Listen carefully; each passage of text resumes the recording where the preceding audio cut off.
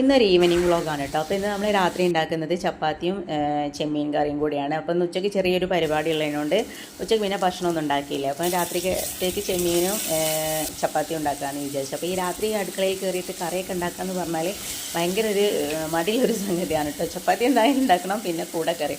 അപ്പോൾ ചെമ്മീനൊക്കെ പിന്നെ വൈകുന്നേരം ക്ലീനാക്കി വെച്ചിട്ടുണ്ടായിരുന്നു.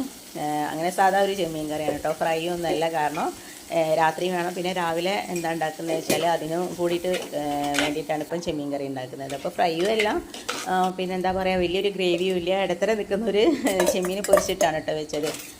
അപ്പോൾ ഇടത്തരം നിൽക്കുന്നൊരു കറിയാണ്.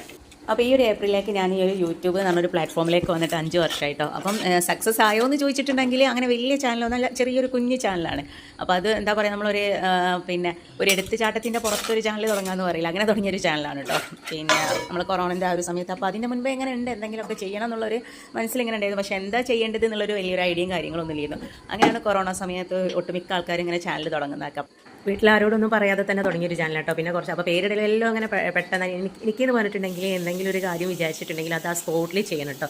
അതിപ്പോൾ പിന്നെ നട്ടുച്ചായാലും വേണ്ടിയില്ല, നട്ടപ്പാതിരായാലും വേണ്ടിയില്ല, അങ്ങനെ അതങ്ങനെ ചെയ്തിട്ടില്ലെങ്കിൽ പിന്നെ എനിക്ക് എന്തെല്ലോ ഒരു സമാധാനക്കേടും കാര്യങ്ങൾ. അങ്ങനെ ഒരു രാത്രിയാണ് ഫസ്റ്റ് വീഡിയോ അപ്ലോഡ് ചെയ്യുന്നതൊക്കെ.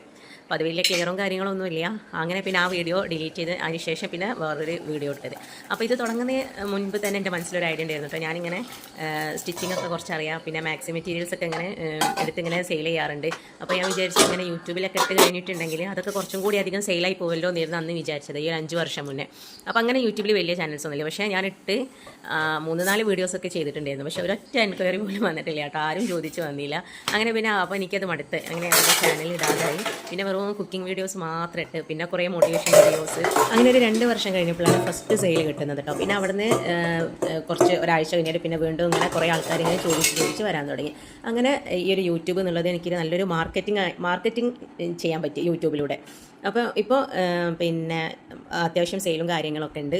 അപ്പോൾ നമ്മൾ എന്ത് കാര്യം ചെയ്യുമ്പോഴും നമുക്ക് തുടക്കം അത്ര വലിയൊരു സുഖകരമായിട്ടുണ്ടാവില്ല കേട്ടോ. കാരണം കുറച്ച് കഴിഞ്ഞാൽ അതിൻ്റെ ഒക്കെ ഒരു റിസൾട്ട് കിട്ടുള്ളൂ. അതുവരെയുള്ളൊരു ക്ഷമയാണ് നമുക്ക് അത്യാവശ്യമായിട്ട് വേണ്ടത്.